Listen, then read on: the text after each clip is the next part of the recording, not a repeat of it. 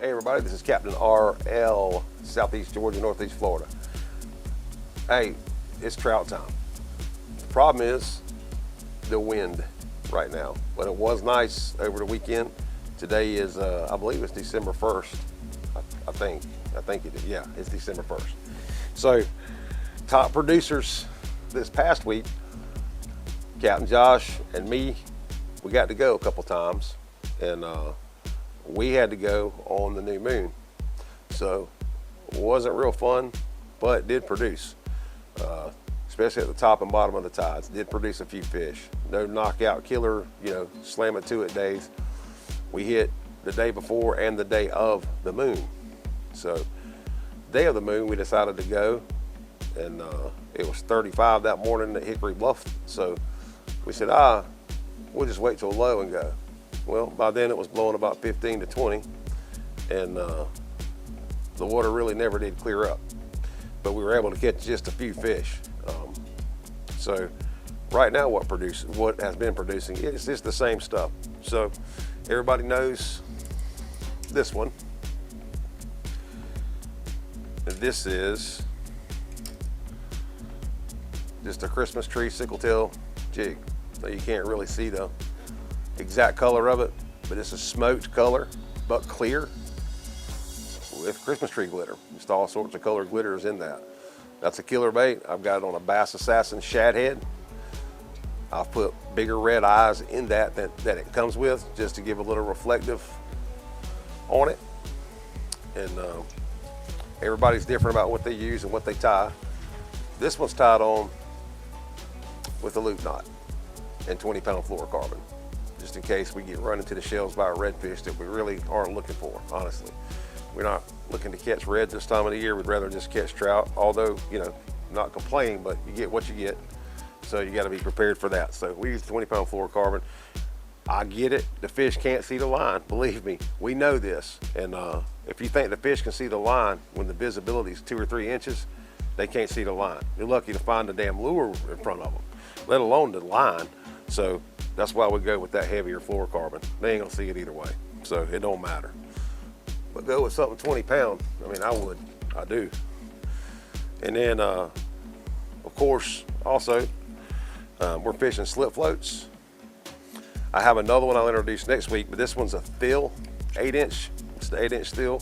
A 1-ounce weight works fabulous with it. You guys are all know the Thill brand, I'm sure. It's a balsa wood cork. And so they say it is still, anyhow, balsa wood. And this is the Coastal Georgia Special is one of these bad boys. And so we fished some stuff that was 18 feet deep, caught a couple fish there too, surprisingly enough, huh?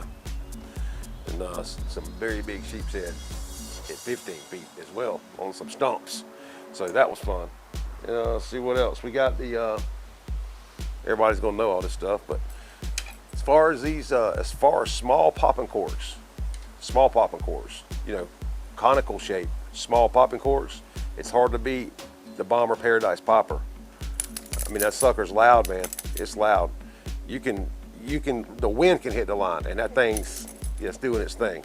And the concave top allows you to pop it, and it throws water, as if a trout, whatever, is up top feeding, and they throw that little bit of spray, not really spray, but water droplets. When they bum rush a bait, that water kind of scatters like that. That will not only imitate the sound, but it will also, of course, splash that water. Rewind for that sound effect again. Okay, then let's see what else we got. We got 2 Paradise Poppers rigged up. I got DOAs coming out of every rod I got. Let's see. Okay, here's Figgy Chicken. Again, there's the DOA, Figgy Chicken. Some people call it Fiji Chicken. It's a G, F-I-G-I, that's Figgy, right? Figgy Chicken, yeah, that's what I think. So a lot of times I'll rig them backwards, as in upside down. Sometimes I won't. This one's rigged properly, but a lot of times I'll rig a jig belly up toward the hook the way he'll run, because it turns the tail over and the tail gets 5 times the action. The fish don't know the difference. So a lot of times you'll see me showing jigs that are rigged upside down, That's the reason. And it'll usually be when it's muddy water and I'm trying to get them to show as much of this movement as we can get. So that's why you'll see me rig them upside down. I don't think Josh believed me until he started catching fish with them like that, especially when it's muddy. They're not going to take the time. We've seen trout feeding. We got videos of them feeding on the bottom. They're fast. They're opportunistic feeders, as I always say. And the speed they have is absolutely incredible.